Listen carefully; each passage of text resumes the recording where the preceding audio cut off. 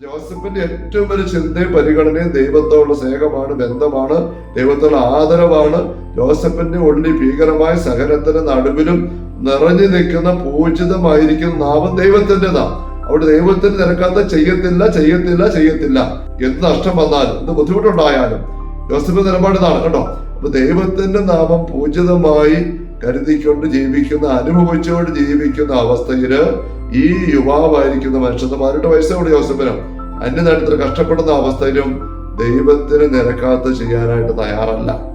ദൈവത്തിന്റെ ഹിതം അനുസരിച്ച് മാത്രം ജീവിക്കുന്നു. അതാണ് ദൈവരാജ്യ അനുഭവം.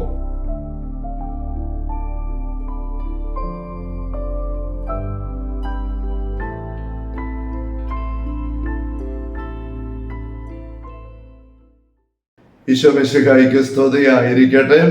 ഈശോയുടെ പ്രിയപ്പെട്ട സഹോദരരെ, നിങ്ങൾ ഇപ്രകാരം പ്രാർത്ഥിക്കുമെന്നുള്ള ഈശോയുടെ നിഷ്കർഷയെ ഒരു പൊതുശീർഷകമാക്കിക്കൊണ്ട് കർത്തൃ പ്രാർത്ഥനകളും എടുക്കുന്നതായ തിരുവചന വിചിന്തന പരമ്പരയുടെ 44-ാമത്തെ സെഷനിലേക്ക് ഈശോയുടെ നാമത്തിൽ കൃത്യമായ സ്വാഗതം. Hallelujah, hallelujah, hallelujah. സ്നേഹമുള്ള സഹോദരങ്ങളെ, കർത്തൃ പ്രാർത്ഥനയിലെ 7 യാചനകളില് 2ാമത്തെ യാചനയിലേക്ക് നമ്മൾ കഴിഞ്ഞ സെഷനിൽ കടക്കുകയുണ്ടായല്ലോ. അങ്ങയുടെ രാജ്യം വരണമേ. നമ്മൾ സൂചിപ്പിക്കുകയുണ്ടായി 7 യാചനകളിൽ ഏറ്റവും പ്രകടമായി ഈശോയുടെ ഉള്ളത്തെ വെളിപ്പെടുത്തുന്നതായ യാചന ഇതാണ്, അങ്ങയുടെ രാജ്യം വരണമേ. എന്നാൽ എന്തുകൊണ്ടാണ് ഈ ഒരു യാചന 2ാമതായിട്ട് കർത്തൃപ്രാർത്ഥന നൽകിയിരിക്കുന്നത്, 1ാമതായിട്ട് നൽകാതെ? 1ാമതായിട്ട് നൽകിയിരിക്കുന്ന അങ്ങയുടെ നാമം പൂജിതമാകണമേ. പക്ഷെ ഏറ്റവും പ്രധാനപ്പെട്ട യാചന പ്രകടമായിട്ടും ഈശോയുടെ ജീവിതവുമായിട്ട്, പ്രബോധനമായിട്ട്, സുവിശേഷമായിട്ട് ബന്ധപ്പെട്ട് നിൽക്കുന്നത് രാജ്യം, ദൈവരാജ്യം സൂചിപ്പിച്ചല്ലോ.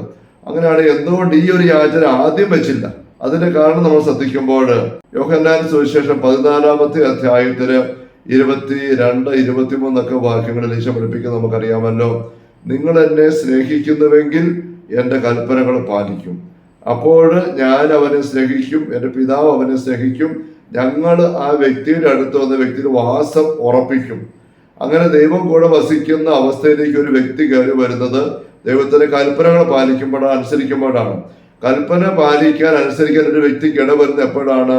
ആ വ്യക്തി ദൈവത്തെ സ്നേഹിക്കുമ്പോഴാണ്. നിങ്ങൾ എന്നെ സ്നേഹിക്കുന്നുവെങ്കിൽ, നമ്മൾ സ്നേഹിക്കുന്ന ഒരു വ്യക്തിയുടെ വാക്കുകള് അനുസരിക്കാൻ, അത് പൂർത്തീകരിക്കാൻ നമുക്ക് എളുപ്പമാണ്.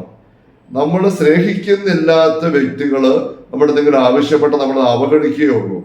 നമുക്ക് സ്നേഹം അനുഭവപ്പെടുക, ഒരു വ്യക്തിയുടെ അടുപ്പം ഉണ്ടായിരിക്കുക, ഒരു വ്യക്തിയുടെ ആദരവ് ഉണ്ടായിരിക്കുക, ഇതെന്തുമാത്രം ഉണ്ടോ അതനുസരിച്ച് ആ വ്യക്തിയുടെ ആഗ്രഹങ്ങൾ, അഭിലാഷങ്ങള്, ആവശ്യങ്ങൾ നമ്മൾ പൂർത്തീകരിച്ചു കൊടുക്കും.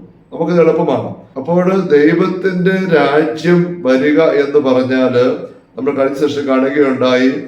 ധൂർത്തപുത്രന്റെ ഉപമ പശ്ചാത്തലമാക്കിക്കൊണ്ട് മത്തായി 6:33 തിരുവചനത്തെ കുറിച്ച് നമ്മൾ ധ്യാനിച്ചു. അവിടുത്തെ രാജ്യവും നീതിയും ആദ്യം അന്വേഷിച്ച് ബാക്കിയെല്ലാം കൂട്ടിച്ചേർത്ത് തരപ്പെടും. ആ വിചിന്തനത്തിന് അവസരം ശ്രദ്ധിക്കുകയുണ്ടായി. ധൂർത്തപുത്രൻ അപ്പന്റെ വീട്ടിൽ നിന്ന് ഇറങ്ങിപ്പോയത് അപ്പൻ പറയുന്ന അനുസരിച്ച് നടക്കാൻ തന്നെ കൊണ്ട് പറ്റുകയാണ് ചിന്ത വെച്ചുകൊണ്ടാണ്. ഈ അപ്പന് ബോധമില്ല, അപ്പൻ തന്നെ നിയന്ത്രിക്കാൻ നോക്കുകയാണ്. അപ്പനോട് ജീവിച്ച ഒരു സന്തോഷം, ആശ്വാസം കിട്ടത്തില്ല, ഒരു സ്വാതന്ത്ര്യമില്ല, അവിടെ ഇറങ്ങി പോവുകയാണ്. അപ്പൊ അപ്പനോടുള്ള അകൽച്ചയിൽ നിന്നാണ് അപ്പനെ അനുസരിക്കാൻ മേലാത്ത അവസ്ഥ ഉണ്ടായത്. അപ്പൊ തിരിച്ച് അവന് അപ്പന്റെ വീടിന്റെ സമൃദ്ധി അനുഭവിക്കാൻ സാധിക്കണമെങ്കിൽ ഈശോ പറയുകയാണ്, പിതാവിന്റെ രാജ്യവും നീതിയും ആദ്യം അന്വേഷിച്ച് പിതാവിനോട് ചേർന്ന് പിതാവിന്റെ മനസ്സൊപ്പിയെടുത്ത് പിതാവ് ആഗ്രഹിക്കുന്നത് എന്താണെന്ന് മനസ്സിലാക്കി പിതാവിന്റെ ഹിതം അനുസരിച്ചുകൊണ്ട് ജീവിക്കുക. അതാണ് രാജ്യം എന്ന് പറയുന്നത്. ബാക്കി എല്ലാം കൊടുത്തേ തരപ്പെടും. അപ്പൊ നമ്മുടെ ജീവിതത്തിൽ ഏറ്റവും അടിസ്ഥാനപരമായി നമുക്ക് ആർജിക്കാൻ സാധിക്കണമെന്ന് ദൈവം ആഗ്രഹിക്കുന്നത് ദൈവത്തോട് കൂടെ വസിച്ചുകൊണ്ട് എല്ലാ സമൃദ്ധിയിലും ആയിരിക്കുക. അതിന് നമുക്ക് വേണ്ട ദൈവരാജ്യ അനുഭവമാണ്. ഇപ്പൊ ധൂർത്തപുത്രന്റെ അനുഭവം നഷ്ടപ്പെട്ടത് അപ്പനോടുള്ള അവജ്ഞയും അകൽച്ചയും വഴിയായിട്ട് അത് തിരുത്തിയെങ്കിലേ അവന് വീണ്ടും അപ്പന്റെ വീട്ടിലെ സമൃദ്ധിക്ക് വരാൻ സാധിക്കുകയുള്ളൂ. അതുകൊണ്ടാണ് സ്വർഗസ്ഥനായ ഞങ്ങളുടെ പിതാവേ എന്ന പ്രാർത്ഥന 1ാമതായിട്ട് ഈശോ പറഞ്ഞത്, അങ്ങയുടെ നാമം പൂജിതമാകണം. അപ്പൊ എൻ്റെ ജീവിതത്തിൽ, നമ്മുടെ ജീവിതത്തില് ദൈവത്തിന്റെ നാമത്തിന്, ദൈവം എന്ന വ്യക്തിക്ക് 1ാം സ്ഥാനം.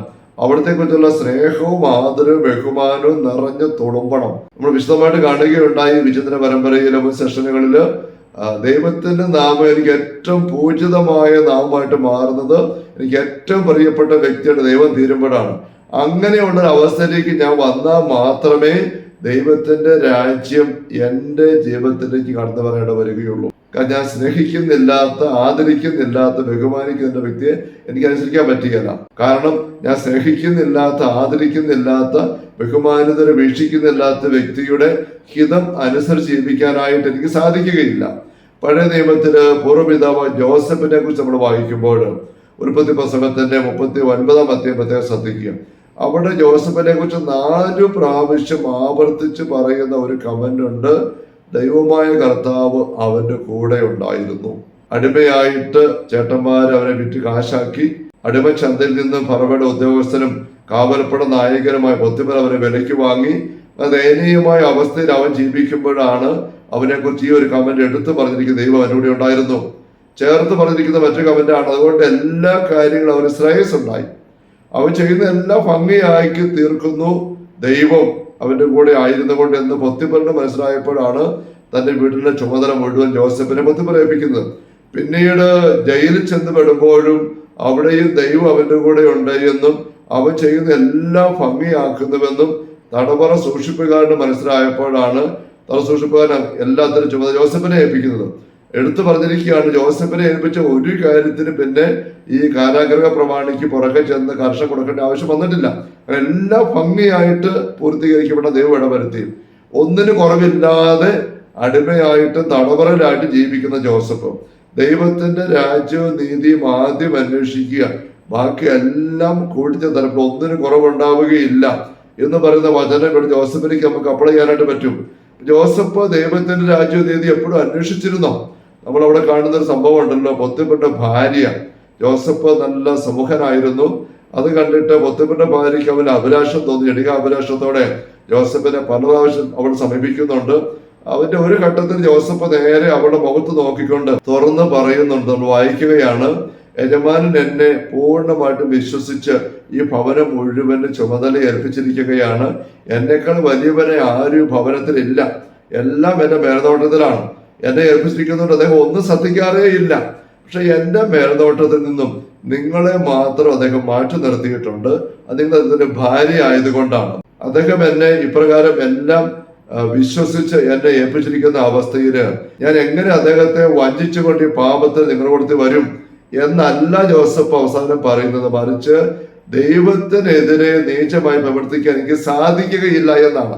അപ്പോൾ ആ യജമാനും പൊത്തിഫർ ഇത്രമാത്രം നന്മ കാണിച്ചിരിക്കുന്നല്ലോ, വിശ്വസിച്ചിരിക്കുന്നല്ലോ, അതുകൊണ്ട് ഞാൻ അദ്ദേഹത്തെ വഞ്ചിക്കാനായിട്ടില്ല എന്നല്ല ജോസഫിന്റെ ന്യായം. ഭീകരമായ സഹനത്തിൽ കൂടെ അടിമത്തം ഒക്കെ ആയിട്ട് നീങ്ങുന്ന അവസ്ഥയാണെങ്കിൽ പോലും ജോസഫിന് ഏറ്റവും ഇഷ്ടമുള്ള വ്യക്തി ദൈവം തന്നെയാണ്.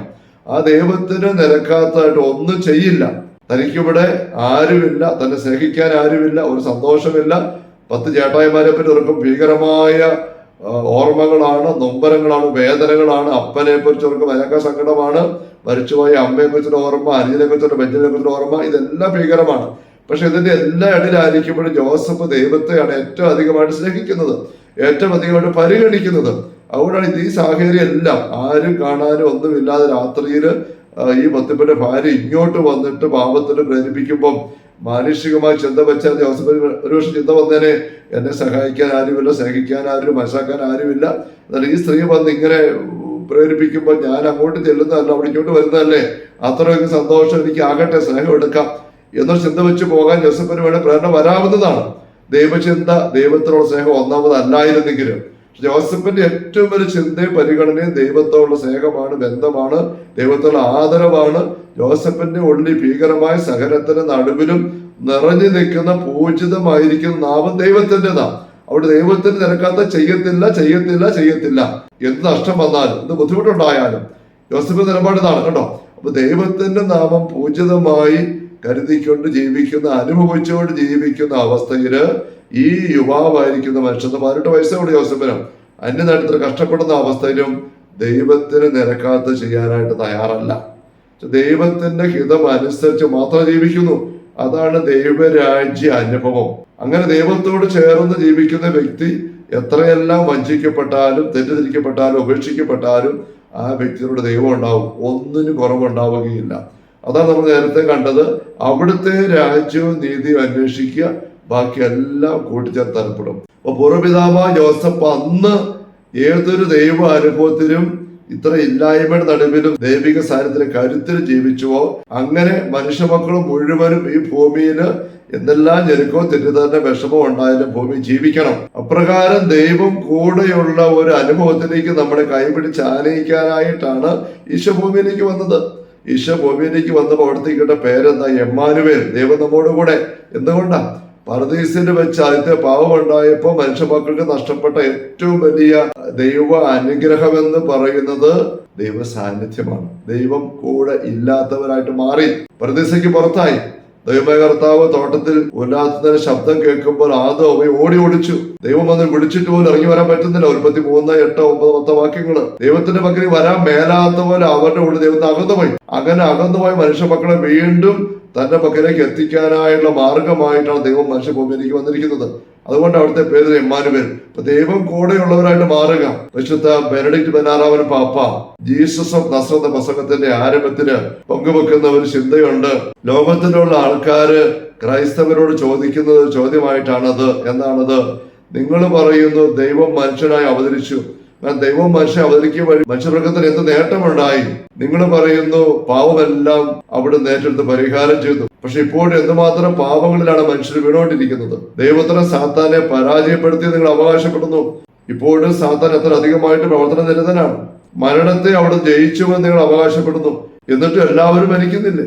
നമ്മുടെ രോഗങ്ങളും ഭാരങ്ങളും അവിടെ ഏറ്റെടുത്തുവെന്ന് നിങ്ങൾ അവകാശപ്പെടുന്നു.